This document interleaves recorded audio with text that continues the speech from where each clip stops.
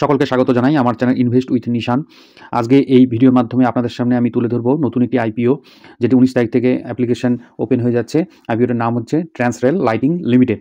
আমি এখানে এই আইপিওর এক্সপেক্টেড গ্রে মার্কেট প্রাইস কী চলছে সেটা নিয়ে একটু আলোচনা করব, এবং কোম্পানির কী ডিটেলস আছে সেটা নিয়েও আলোচনা করব। এছাড়াও এই কোম্পানির ফিনান্সিয়াল এবং ফান্ডামেন্টাল কন্ডিশন নিয়ে আলোচনা করব। তাছাড়াও যে আইপিওটি আসছে তার আইপিওর কী ডিটেলস আছে সেটা নিয়েও আলোচনা করব, এবং আলোচনা করব আমরা অ্যাপ্লিকেশন করব কি না। এবার অ্যাপ্লিকেশন করার জন্যে যদি আমরা পেয়ে যাই তাহলে আমরা এটা লিস্টিং গেইনের জন্য অ্যাপ্লিকেশন করব নাকি লং টার্ম হোল্ডিংয়ের জন্য অ্যাপ্লিকেশনটা করব, সেটা নিয়ে আমি এই ভিডিও আলোচনা করব।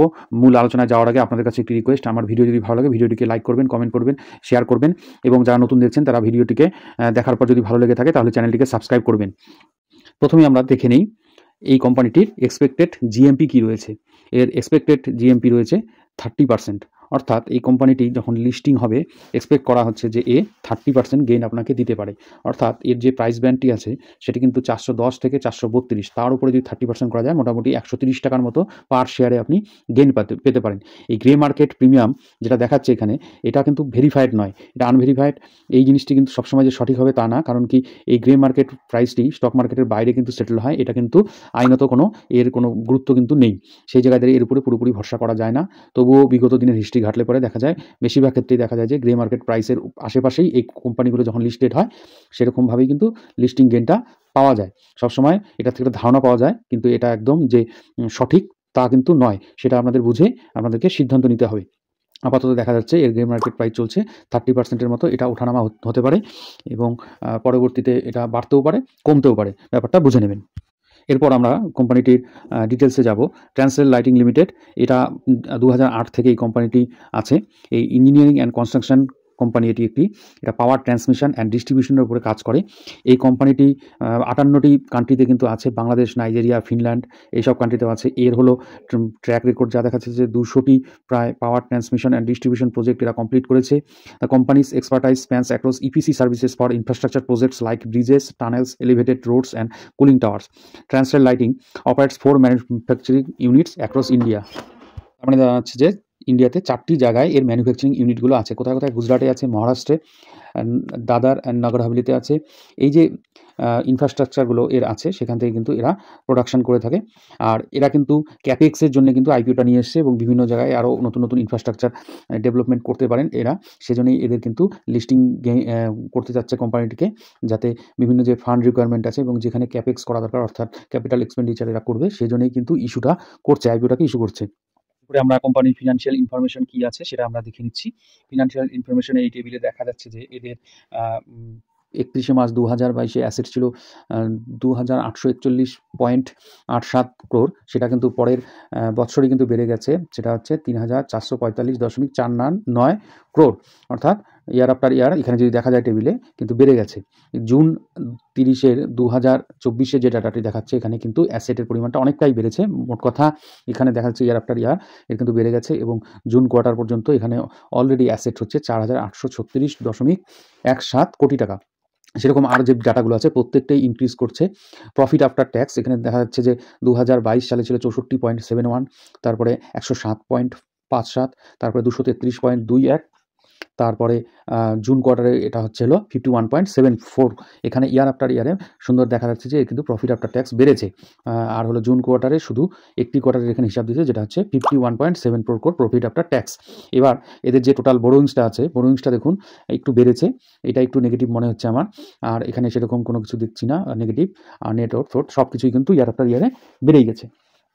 এবার এর যে আরওই আরওসি এখানে দেখতে পাচ্ছেন সেগুলো কিন্তু ভালোই আছে। ROC 24.33, ROE 24.41, debt to equity 0.56, একের নিচে রয়েছে।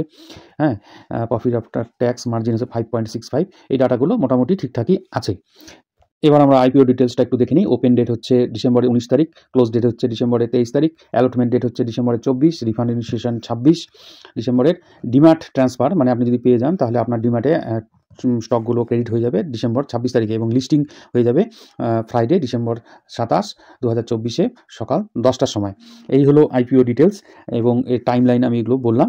এইবার এর ফেস ভ্যালু যা আছে 2 টাকা পার শেয়ার, ইস্যু প্রাইস আছে 410 টাকা থেকে 432 টাকা, লট সাইজে এক লটে থাকবে হলো 34টি শেয়ার, ইস্যু সাইজ হচ্ছে 838.9 কোটি টাকা।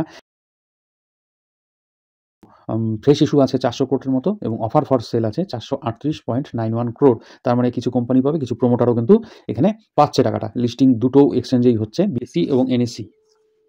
এবার আসা যাক আমরা এতে অ্যাপ্লিকেশন করব কি না। অ্যাপ্লিকেশন করলে পরে দুটো কারণে আমরা সাধারণত করে থাকি, একটি লিস্টিং গেইন এবং লং টার্ম হোল্ডিংয়ের জন্য। লিস্টিং গেইন এর জন্য আমরা যে বিষয়গুলো দেখে তারপরে অ্যাপ্লিকেশনটা করি সেটা হচ্ছে জিএমপি দেখি, সাবস্ক্রিপশন দেখি। সাবস্ক্রিপশন এখনো যেহেতু অ্যাপ্লিকেশন স্টার্ট হয়নি, সাবস্ক্রিপশনটা আমরা বুঝতে পারবো না, কিন্তু জিএমপিটা দেখা যাচ্ছে যে 30% মতো জিএমপি দেখাচ্ছে। তাছাড়াও আমরা দেখি অ্যাঙ্কার লিস্ট দেখি, কোন কোন ইনভেস্টার এতে ইনভেস্ট করছে, অ্যাঙ্কার লিস্টের মধ্যে কত বড় বড় নাম আছে সেই জিনিসগুলো দেখি। অ্যাঙ্কার লিস্ট আমার হাতে এখনো এসে পৌঁছায়নি, যদি সম্ভব হয় আমি আপডেট দিয়ে দিব।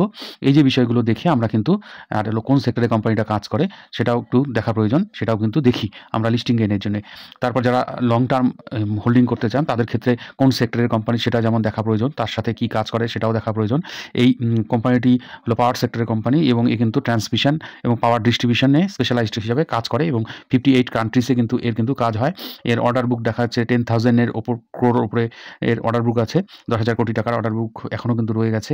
ফিনান্সিয়ালি কোম্পানিটি ভালো, আরওই আরওসি 24-এর উপরে, সেটাও কিন্তু ভালো। এবার এই কোম্পানিটি দেখা যাচ্ছে যে মোটামুটি লিস্টিং গেইন এবং লং টার্ম হোল্ডিংয়ের জন্য অ্যাপ্লিকেশন করা যায়। এখানে শুধু দুটো বিষয় আমি লক্ষ্য করছি, একটি হলো কম্পিটিশন হাইফাই হতে যাচ্ছে, কারণ কি এই সেক্টরে এক্সিস্টিং কোম্পানি যেগুলো আছে সেগুলো অলরেডি ভালো জায়গায় আছে। সেই জায়গায় দাঁড়িয়ে একটি কম্পিটিশন ফেস করবে। যেমন এর পি রেশিও দেখলাম 22, হোয়ারাজ এর থেকে কিন্তু প্যাটেল ইঞ্জিনিয়ারিংয়ের পি কিন্তু কম, আর যেগুলো আছে সেগুলো ওর থেকে পি রেশিও ওপরে আছে। তবুও বলবো যে ভ্যালুয়েশন অনুসারে মোটামুটি ঠিকঠাকই আছে। আর হচ্ছে এই কোম্পানিটির ডেপ্ট রয়েছে।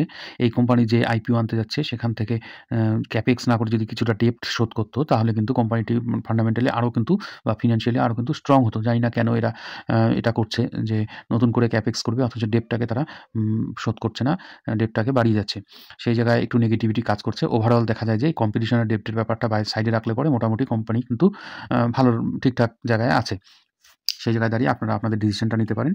ধন্যবাদ, ভালো থাকবেন। ভিডিওটি ভালো লাগলে লাইক, কমেন্ট এবং শেয়ার করবেন।